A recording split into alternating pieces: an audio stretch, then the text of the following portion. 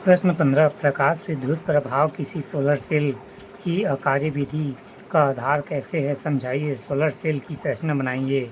उत्तर प्रकाश विद्युत प्रभाव में जब किसी धातु की सतह पर अधिक आवृत्ति की प्रकाश किरण डाली जाती है तो धातु की सतह पर इलेक्ट्रॉन उत्सर्जन होने लगता है और प्रकाश विद्युत धारा प्रवाहित होती है। तब सोलर सेल में सूर्य प्रकाश आपातित होता है तो प्रकाश का अन्वेषण होकर इलेक्ट्रॉन उत्सर्जित होता है और विद्युत धारा प्रवाहित होने लगती है। अंततः हम कह सकते हैं कि प्रकाश विद्युत प्रभाव सोलर सेल की कार्यावधि का आधार है। सोलर सेल की संरचना सोलर सेल NP संधि डायोड का उपयोग किया जाता है। इस संधि में P व N क्षेत्र बहुत पतली परत के रूप में होता है जिससे कि आपतित प्रकाश ऊर्जा का अल्प भाग संधि पर पहुंचने के पूर्व अवशोषित होता है। P तथा N की पतली परत उत्सर्जक का कार्य करती है।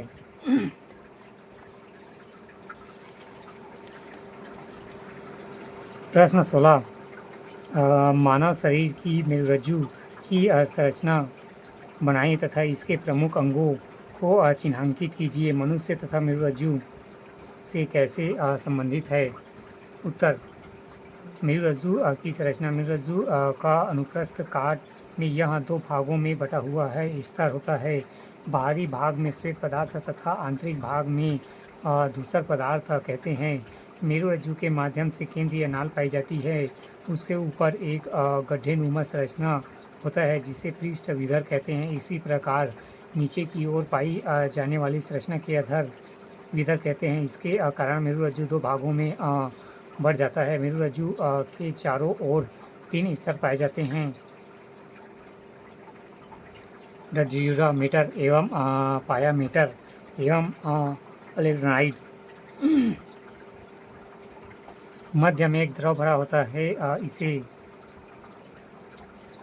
सेरिब्रोस्पाइनल द्रव कहते हैं। यह मेरुरज्जु की रक्षा करता है। पृष्ठ विधर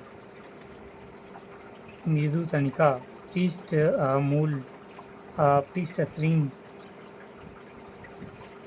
दृढ़ तनिका, धूसर, श्वेत द्रव्य, प्रतिपृष्ठ विधर, प्रति पृष्ठ सिंगर एवं केंद्रीय नाल, पार्श्व श्रृंग। मेरुरज्जु की संरचना अनुप्रस्थ काट।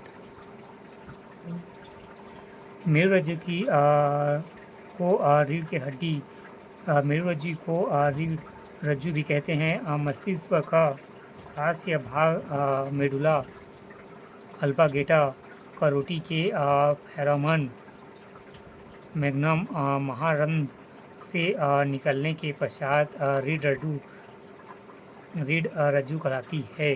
कोशिकाओं के बीच स्थित तंत्रिका नाल में एक मुलायम डोरी के रूप में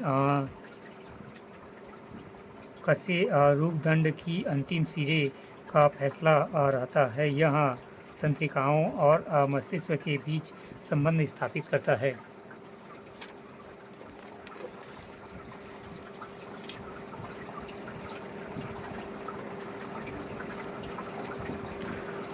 खंड 5 उत्तर की शब्द सीमा 175 अंक 15।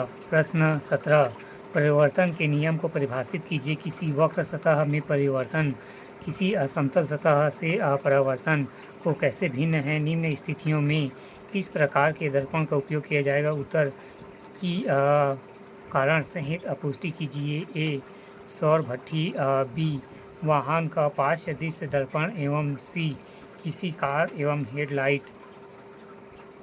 उत्तर परावर्तन के नियम। पहला आपतन कोण एवं परावर्तन कोण का मान सदैव बराबर होता है। दूसरा आपातित किरण परावर्तित किरण का आपतन बिंदु एवं अभिलंब एक ही तल में होता है। समतल सतह एवं वक्र सतह में परिवर्तन में भिन्नता। पहला समतल सतह के परावर्तन के पश्चात प्रतिबिंब सदैव आभासी बनता है जबकि वक्र सतह में आभासी एवं वास्तविक दोनों प्रतिबिंब प्राप्त होता है। दूसरा समतल सतह में परावर्तन के पश्चात सीधा प्रतिबिंब प्राप्त होता है जबकि वक्र सतह से उल्टा सीधा दोनों प्रकार के प्रतिबिंब प्राप्त होता है। तीसरा, समतल सतह से परावर्तन के पश्चात बने प्रतिबिंब का आकार का प्रतिबिंब प्राप्त होता है, जबकि वक्र सतह से छोटा बराबर बड़े आकार का प्रतिबिंब प्राप्त होता है।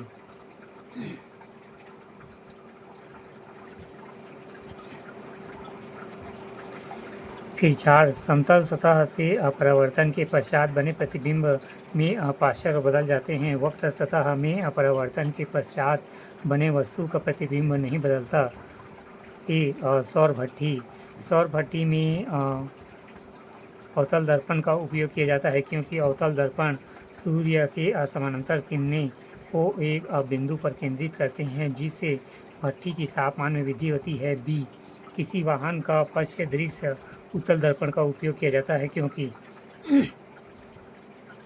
उत्तल दर्पण में प्रतिबिंब सदैव सीधा एवं वस्तु में छोटा बनता है, जिससे विस्तृत क्षेत्र में प्रतिबिंब वाहन चालक को प्राप्त करता है। सी, कार की हेडलाइट। अवतल दर्पण का उपयोग किया जाता है, क्योंकि अवतल दर्पण प्रकाश को केंद्रित एवं लंबी दूरी तक प्रकाशित करता है।